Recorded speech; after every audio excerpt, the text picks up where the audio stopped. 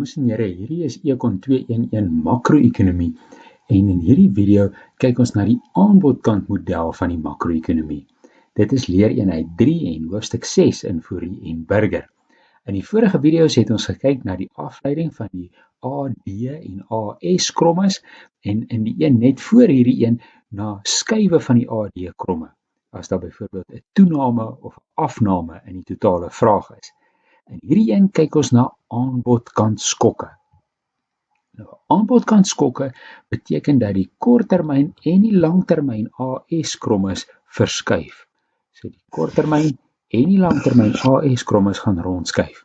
Dit kan wees byvoorbeeld as gevolg van 'n droogte, 'n stygings in die olieprys, 'n stygings in elektrisiteitstariewe, 'n stygings in die koste van ingevoerde insette of hoër minimumlone.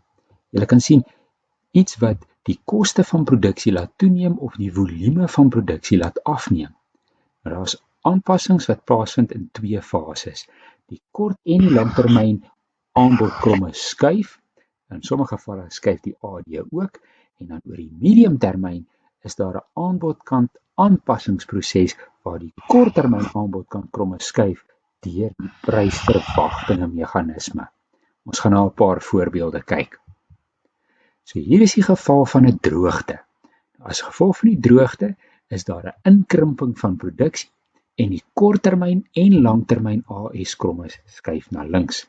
Ons begin dis in ewewig hier aanvanklik teen die IS0 en die prys P0 en dan wanneer die droogte se impak plaasvind, skuif jou langtermyn AS kromme na links. Daar kan jy sien jy die nuwe vertikale langtermyn AS en die korttermyn AS kromme krimp ook in hier na hierdie punt toe, links van waar hy aanvanklik gelê het. Dit is die eerste ronde van die skok.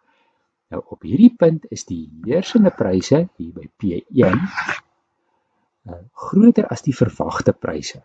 En die gevolg is dan nou eintlik dat werkers besef dat die loonkontrakte wat hulle gehad het gebaseer op die prysverwagting dat die pryse P0 gaan wees, is nou nie meer goed genoeg nie. Hulle heronderhandel, hulle lone styg, as gevolg daarvan styg produksiekoste en die AS kromme skuif, die korttermyn AS kromme skuif nog 'n keer op en na links. En daar sien ons die skuif tot waar dit dan nou weer die langtermyn AS kromme sny. So op hierdie punt is ons terug by strukturele ewewig en die heersende en verwagte pryse is weer gelyk aan mekaar.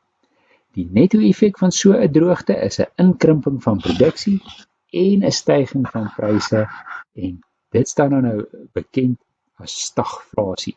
Daar's inflasie en 'n resessie. 'n Stygings in die olieprys is ook 'n aanbodkant skok, maar sy ontleding lyk so 'n bietjie anders omdat die AD kromme ook skuif. So die AD kromme skuif na links omdat olie ingevoer word en dan duurder is. So dit het ook 'n impak op die bestedingskant van die ekonomie, sowel natuurlik as aan die aanbodkant. So wanneer jy die inset duurder is, skuif die korttermyn AS kromme en die langtermyn AS kromme. Ons begin hier by die ewewig by punt 0 teen die prys P0 en die vlak van uitset IS0 en die eerste skok wat plaasvind is dat hierdie stygings in die olieprys skuif die totale vraagkromme na links en dit bring ons hier na ewewig by punt 1. Omdat olie dan nou ook 'n inset is, beteken dit dat die korttermyn aanbodkromme skuif op en na links en dit skuif ons hier na ewewig by punt 2. En by punt 2, die langtermyn AS kromme het natuurlik nou geskuif hierso vanaf langtermyn AS2 regdeur na hierdie punt toe, die soliede lyn hier. Maar by punt 2 weet ons dan nou dat die heersende pryse P2 is hoër as daardie aanvanklike P0 verwagte pryse en die gevolg is dat die aanpassingsproses deur die prysverwagtinge plaasvind. Werkers heronderhandel hulle kontrakte, hulle eis hoër lone, dit verhoog die koste van produksie en dit skuif die korttermyn AS kromme nog 'n keer op en dit vat ons van punt 2 na punt 3 en daardie skuif daar bring ons terug na 'n langtermyn strukturele ewewig waar die nuwe AD kromme die korttermyn AS-kromme en die langtermyn AS-kromme mekaar sny, en die gevolg van 'n styging in die olieprys is 'n inkrimping van die ekonomie en 'n styging in pryse. Weereens, dit so 'n resessie gekombineer met inflasie staan dan bekend as stagflasie. Dit is moontlik dat beleidsmakers kan besluit hulle wil 'n aanbodskok probeer teewerk deur vraagkant beleid te implementeer. So ons kan kyk wat is die effek daarvan met behulp van ons ADHS model. So 'n aanbodkant skok, soos byvoorbeeld die droogte, skuif die AS korttermyn en langtermyn krommes na links. Kom ons begin hierso teen die uitset AS0 en die prysvlak P0. En dan vind hierdie aanbodkant skok plaas. Die gevolg daarvan natuurlik is dat die langtermyn AS skuif na links en die korttermyn AS kromme skuif ook na links, aanvanklik net tot by die punt daar. Nou weet ons die langtermyn of die mediumtermyn aanpassingsproses is dat teen hierdie prys is die pryse nou die heersende pryse hoër as die verwagte pryse, loonkontrakte word heronderhandel en produksiekoste skuif op.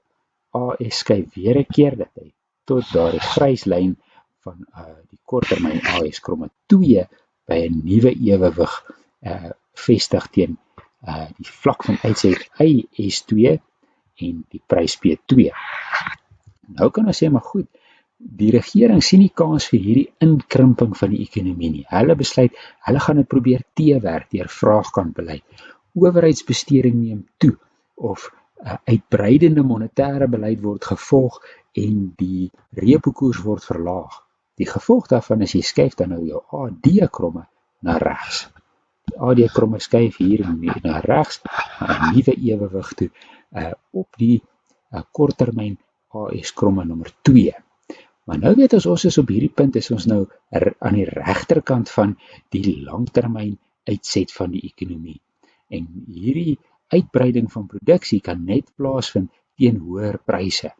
So pryse styg nou na P3 toe en daardie heersende prys P3 is nou hoër as die verwagte prys P2.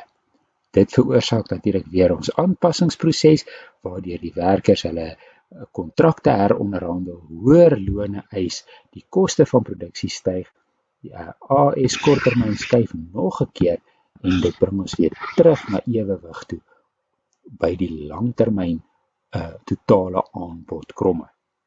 Wat ons nou sien, die gevolg hiervan is dat as die ekonomie inkrimp as gevolg van 'n skok wat sy totale produktiewe kapasiteit verminder, die langtermyn totale aanbod skuif na links, dan sal enige uitbreidende beleid aan die vraagkant net vir 'n kort rukkie lei tot 'n toename in uitset.